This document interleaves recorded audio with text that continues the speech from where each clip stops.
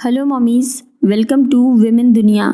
आज के इस वीडियो में हम बात करने वाले हैं प्रेगनेंसी के 24वें सप्ताह के बारे में। ये आपकी प्रेगनेंसी का छठा महीना चल रहा है। अभी आपके गर्भाशय का ऊपरी हिस्सा आपके नाभि के 2.5 इंच ऊपर तक पहुंच गया है। अपनी प्रेगनेंसी को यादगार बनाने के लिए कई महिलाएं इस वक्त मैटरनिटी फोटोशूट करवाती हैं, क्योंकि इस समय आप काफी ऊर्जावान महसूस कर रही होती हैं और आपका पेट भी बहुत अच्छे से दिख रहा होता है। आइए वीडियो को स्टार्ट करते हैं और बात करते हैं इस सप्ताह में बच्चे का विकास कहां तक पहुंचा है। इस सप्ताह के अंत तक शिशु 12.7 इंचेस तक लंबा हो चुका होता है और इसका वजन 600 ग्राम तक होता है। शिशु अभी एक अनार के जितना आकार का है। शिशु अभी खाने का स्वाद भी बिल्कुल अच्छे से पहचानने लगा है। शिशु के सूंघने, देखने और छूने की कैपेसिटी हर दिन बेहतर होती जा रही है। शिशु आपकी आवाज भी अब पहचानने लगा है। शिशु की स्किन अभी ट्रांसपेरेंट है,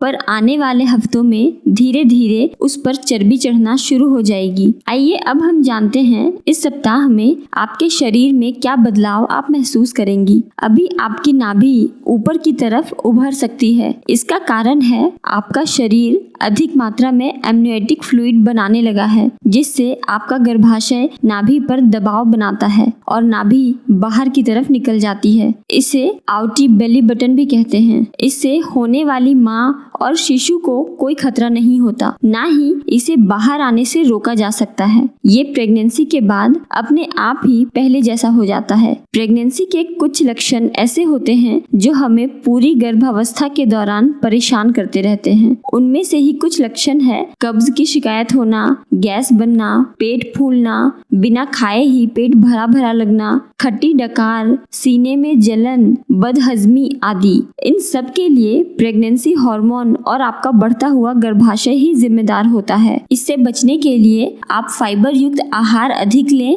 पानी अधिक पिएं, कम मात्रा में लेकिन बार बार खाएं, व्यायाम करें। प्रेगनेंसी के दौरान कभी कभी पेट में दर्द होना बिल्कुल सामान्य है, पर आपको पता होना चाहिए कि कब ये दर्द सामान्य है और कब इस दर्द से आपको चिंतित होकर डॉक्टर के पास जाने की जरूरत है। अगर आपको अचानक से खड़े होने पर, छींकने पर, सोते हुए पेट के निचले हिस्से में कुछ सेकंड के लिए या कुछ मिनट के लिए कभी कभार दर्द रहता है, तो ये बिल्कुल सामान्य है। ये राउंड लिगामेंट पेन होता है, जो कि पेट का आकार बढ़ने के कारण कब्ज, गैस, बदहजमी या मांसपेशियों के खिंचाव की वजह से होता है। लेकिन अगर आपको पेट दर्द के साथ उल्टी, बुखार, सिर दर्द, योनि मार्ग से असामान्य रंग का स्राव, योनि मार्ग में दर्द या ऐंठन या ठंड लगना हो, तो आपको तुरंत अपने डॉक्टर से संपर्क करना चाहिए। ये गर्भपात, किडनी में पथरी, समय से पहले delivery, high blood pressure, urine infection या एक्टोपिक प्रेगनेंसी के लक्षण भी हो सकते हैं, जिसके लिए आपको डॉक्टर की जरूरत पड़ेगी। अभी आपके हाथ और पैरों में सूजन रह सकती है। ये शरीर में वाटर रिटेंशन के कारण होता है। इसे एडिमा कहते हैं। ये शरीर में हीमोग्लोबिन की कमी या बढ़ते हुए वजन का पैरों की नसों पर दबाव या बढ़ते हुए ब्लड प्रेशर के कारण भी होता है, पर अपनी दिनचर्या में छोटे मोटे बदलाव करके इसे काफी हद तक आप कम कर सकती हैं। इसके लिए अपने आहार में पोटेशियम को शामिल करें, जैसे कि पालक, पत्ता गोभी, केला, बीन्स, दही और नमक का सेवन आप कम से कम करें। कैफीन का सेवन कम करें, आराम ज्यादा करें और लंबे समय तक एक ही अवस्था में ना बैठे ना खड़े रहें। बाईं करवट लेकर सोएं, पानी ज्यादा पिएं, आरामदायक जूते पहने, पैरों के तलवों की मालिश करें और अपने दिनचर्या में व्यायाम को भी शामिल करें। प्रेगनेंसी में वजन बढ़ना बिल्कुल सामान्य है, पर आप अगर पहले से ही ओवरवेट हैं तो अपने बढ़ते हुए वजन पर आपको ध्यान देना है। आपको अपना वजन नियंत्रित रखने की जरूरत है। अधिक वजन बढ़ने से हाथ और पैरों में हो रही सूजन और ज्यादा बढ़ेगी। आइए अब हम बात करते हैं इस हफ्ते में आपको अपनी क्या केयर करनी चाहिए। आपको अपने पूरे गर्भावस्था के दौरान संतुलित आहार लेने की जरूरत है। इसके लिए आप हरे पत्तेदार सब्जियां, ताजे फल, दूध और दूध से बने पदार्थ को अपने आहार में जरूर शामिल करें। साथ ही आपको अपने खाने में विटामिन B2 को भी शामिल करना है। इससे शिशु की हड्डियां मजबूत होती है और उसे होने वाले जन्मदोष के खतरे से भी बचाती है। इसके लिए आपको मछली, मशरूम, अंडे और डेयरी प्रोडक्ट लेने चाहिए। इसके अलावा एक ही बार में भरपेट खाना खाने की जगह आपको थोड़ी थोड़ी मात्रा में खाना खाना चाहिए। अभी आप मन शांत करने वाला म्यूजिक सुने, अच्छी अच्छी किताबें पढ़ें, अच्छी अच्छी चीज देखें, सकारात्मक और अच्छी बातें सोचें। ऐसे तो ये चीजें काफी छोटी छोटी है, पर इनका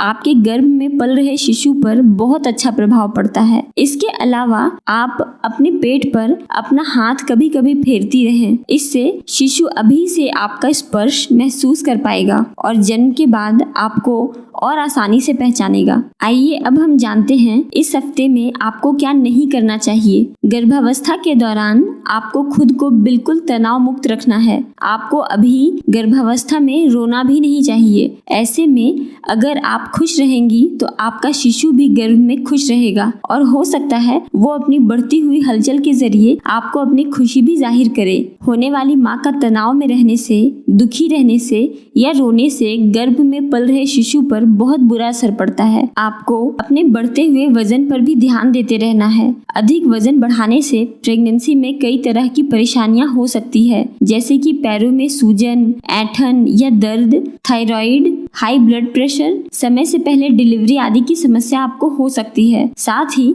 आपको कार्बोनेटेड पेय पदार्थ, आर्टिफिशियल स्वीटनेस, शराब, सिगरेट और तंबाकू के सेवन से भी अभी परहेज करना है। आपको गर्भावस्था के दौरान जंक फूड, प्रोसेस्ड फूड या डब्बा बंद पदार्थ का सेवन भी नहीं करना है। अभी आपको डरावने फिल्म या सीरियल्स भी नहीं देखने चाहिए। आपके डरने से गर्भ में पल रहा बच्चा भी डर कर सहम जाता है। आइए अब हम जानते हैं इस सप्ताह में क्या हो तो आपको तुरंत अपने डॉक्टर से संपर्क करना चाहिए। अगर आपके हाथों, पैरों या चेहरे पर सूजन हो तो ऐसे में आपको अधिक देर तक खड़े नहीं रहना चाहिए। इससे आपके शरीर का खून एक जगह जमा हो जाता है और सूजन बढ़ने लगती है। इससे बचने के लिए आप बाईं ओर करवट लेकर सोएं। साथ ही पैरों और हाथों के लिए स्ट्रेचिंग भी करती रहें। इससे आपको सूजन में काफी हद तक राहत मिलेगी। अगर आपकी सूजन दिन ब दिन बढ़ती जाए और उसके साथ ही आपके हाथ और पैरों में दर्द हो तो बिना देर किए आपको अपने डॉक्टर की सलाह लेनी चाहिए।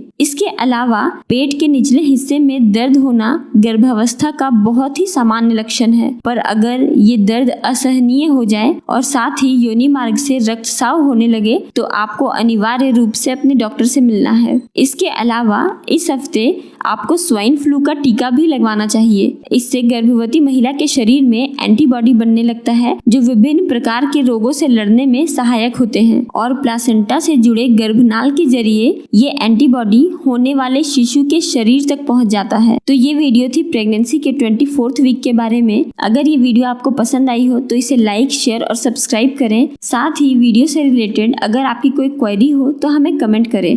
Thank you for watching.